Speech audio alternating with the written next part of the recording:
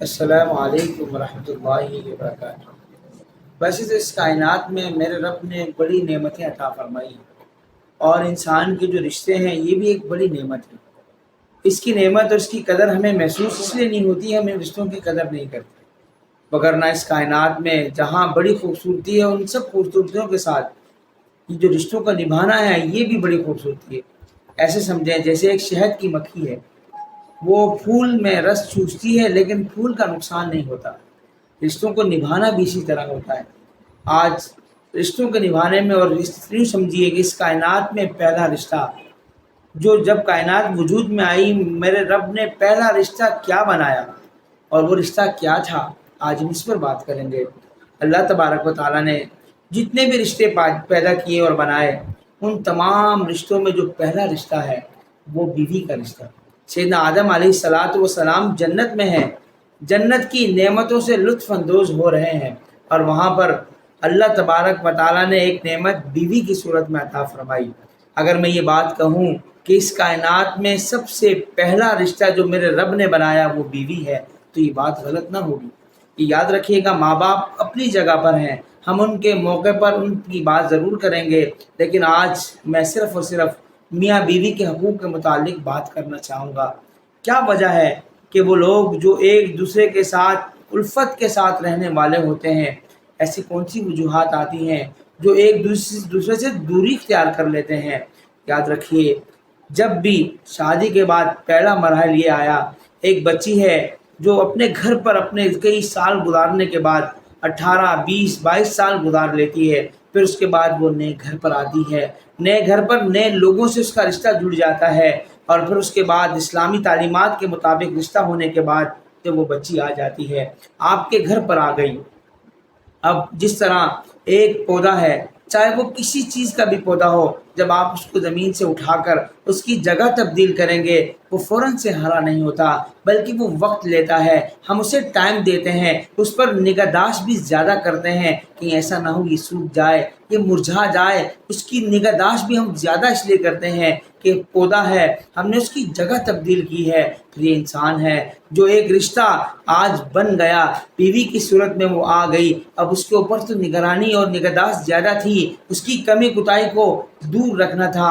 ایسے لوگوں میں آئی جنہیں وہ جانتی نہ تھی، ایسے رشتے بن گئے جو اس سے پہلے اس کے رشتے نہ تھے، لیکن وہاں پر آج اس معاشرے میں ہم اسے ٹائم نہیں دیتے، بلکہ ہم اس کا موازنہ، اس کا مقابلہ کر بیٹھتے ہیں۔ ایک طرف میں اپنی بیٹی کو دیکھتا ہوں، ایک طرف اپنی بہو کو دیکھتا ہوں، اس میں بڑا فرق کر جاتا ہوں۔ مجھے یہ لگتا ہے میری بیٹی اپنے سسرال میں بڑی خوش رہنی چاہیے، اور وہی بیٹی اگر میرے گھر پر آ جاتی ہے تو میں اس پر بہت ساری چیزیں ایسی بھی لاگو کرتا ہوں جو اس کی زندگی کو الجھا دیتی ہے۔ یہ اس پودے کی طرح ہے جہاں پانی کی بھی ضرورت ہے، جہاں دیگر چیزیں بھی دیکھنی ہیں بڑی باریکی کے ساتھ تاکہ وہ پودا پروان چڑھ جائے۔ یہاں یہ خاتون ہے، یہ نسل کی ایک اہم بنیاد میں رکھنے جا رہا ہوں۔ اگر یہ کھیتی، یہ نسل ہی تباہ ہو گئی تو آگے کیا بنے گا؟ ہمارے معاشرے نے اس کھیتی کو، اس عورت کو، اس بیوی کو کیا درجہ دیا؟ میرے رب نے کیا درجہ دیا؟ بڑا فرق ہے۔ میرا رب یہ کہتا ہے کہ دنیا میں سب سے بہترین چیز وہ نیک بیوی ہے۔ اتنا میرے رب نے اس کو مقام دے دیا بیوی بننے کے بعد، اور یہاں رشتہ یہ شروع ہو گیا۔ خوش نصیب ہیں وہ لوگ جن کے پاس نیک بیوی ہے۔ اللہ کے نبی کے پاس ایک شخص آیا اپنی بیوی کی شکایت لے کر۔ ممکن ہے کہ جب انسان ساتھ رہتا ہے، تعلقات نئے ہوتے ہیں، ذہن میں ہم آہنگی نہیں ہوتی، مشکلات ہوتی ہیں، دیگر چیزوں میں بڑا مختلف ہوتا ہے۔ اللہ کے نبی کے پاس ایک شخص آیا اپنی بیوی کی شکایت لے کر۔ اللہ کے نبی نے اس سے سوال کا جواب لیا، یہ بتائیے کیا اس آپ کی بیوی میں کوئی خوبی ہے؟ وہ صحابی رسول کہتا ہے اللہ کے نبی صلی اللہ علیہ وسلم ساری خوبیاں ہیں، فقط ایک مسئلہ ہے جو میں آپ کے سامنے رکھ رہا ہوں۔ تو اللہ کے نبی نے فرمایا اس مسئلے کو چھوڑ دیجئے، خوبیوں سے فائدہ اٹھائیے۔ پتہ یہ چلا یہ مسئلہ تو ہوتا ہی ہے، اسے رہ کر قبول کرنا ہے۔ آپ جب وقت دیں گے وہ پودا بھی ہرا بھرا ہو جائے گا، جب آپ کی اس کی نگہداشت کریں گے یہ رشتہ بھی بڑا ہرا بھرا ہو جائے گا۔ پھر ذرا آگے چلیں، اس کا ادب و احترام کرنا ہے، کیوں کہ یہ آپ کی نسل کی وفا اور ماں بننے والی ہے۔ ایک طرف جب ہم اس رشتے میں آ جاتے ہیں آپ ان کی ساس اور بہو کا جو مسئلہ ہے یہ ہمیشہ سے ہے اور ہمیشہ تک رہنے والا لگتا ہے۔ اس کی وجہ یہ ہے حقوق کا علم نہ ہونا سب سے بڑا مسئلہ ہے۔ ہم حقوق کی تقسیم میں شوہر یہ سمجھ بیٹھا کہ میرا سارا حق ہے، بیوی کا حق کوئی نہیں ہے۔ میں جب اللہ کے نبی کی زندگی دیکھتا ہوں، آپ شوہر کو بحیثیت شوہر میں آپ کو دیکھتا ہوں، سیدہ عائشہ صدیقہ رضی اللہ تعالیٰ عنہ فرماتی ہیں اللہ کے نبی صلی اللہ علیہ وسلم گھر کے تمام کام کیا کرتے تھے۔ ان شوہروں سے سوال کرتا ہوں، اللہ کے نبی کی زندگی کو آپ دیکھیے، بحیثیت شوہر سیدہ عائشہ فرماتی ہیں کہ اللہ کے نبی سارے کام کرتے تھے، اور آج شوہر یہ سمجھے کہ بیوی کا کام ہے، میرا کوئی کام نہیں، تو کتنا عجیب فیصلہ ہے۔ اللہ کے نبی صلی اللہ علیہ وسلم کی زندگی میں محبت کا عالم دیکھیے، بیوی سے محبت کس انداز سے کی۔ اللہ کے نبی صلی اللہ علیہ وسلم کا ایک موقع ایسا بھی آیا کہ آپ ایک سفر پر ہیں، جب بھی آپ سفر کے لیے جاتے آپ قرآن اندازی کرتے، ایک بیوی کو اپنے ساتھ لے کر جاتے، اور یاد رکھیے اللہ کے نبی صلی اللہ علیہ وسلم اپنی بیویوں سے بڑی محبت کرتے تھے۔ وہ یہی درس دیا ہے، جس طرح آپ کی زندگی میں آنے والا وہ شخص جو آپ کو زندگیوں کی خوشیاں عطا فرمائے گا، اسی سے آپ کی نسل بنے گی۔ وہی شخص اگر آپ ان کی اپنے گھر والوں کی طرف سے اس کے متعلق کچھ جملے ایسے نکل آئیں تو یہ بھی تباہی ہے۔ آج ہمارے معاشرے میں اس خاتون کے بارے میں، شادی شدہ بچے کے بارے میں گھر کے اپنے یہ کہتے ہیں، اگر وہ بیوی کا ہاتھ بٹا دے، اس کا ساتھ دے دے، گھر سے بڑا باپ برا باپ یہ کہتا ہے بیٹا تو اپنی بیوی کے نیچے لگ گیا، اس کی فرما برداری کرتا ہے، اس کی بات میں ہاں کرتا ہے، اور وہاں اس کے عیب بیان کرنے شروع کر دیتے ہیں۔ ساس پھر اپنی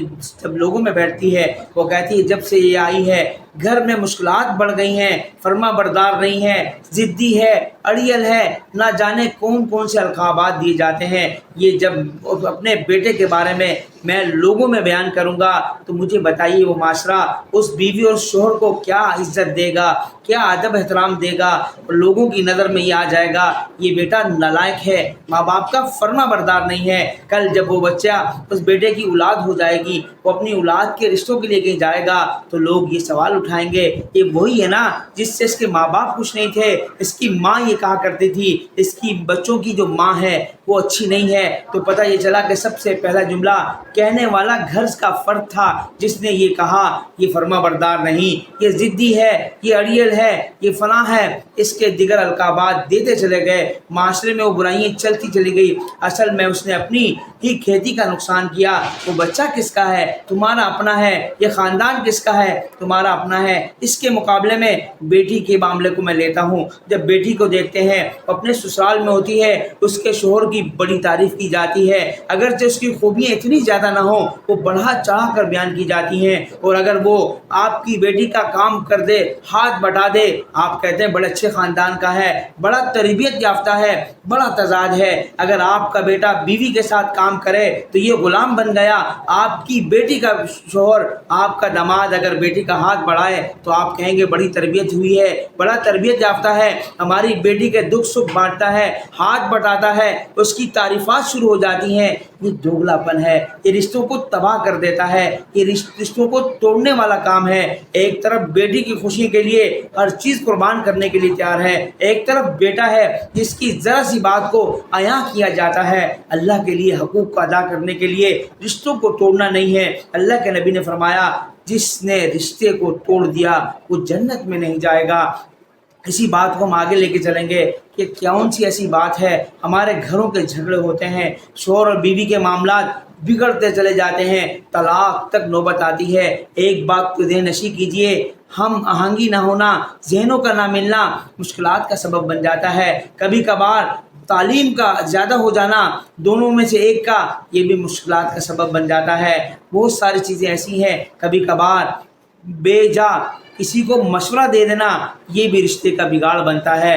ماں نے مشورہ دے دیا اپنی بیٹی کو اپنے سسرال میں یہ کام کرنا، اگلا مشورہ آنے سے پہلے وہ رشتہ ٹوٹ جاتا ہے۔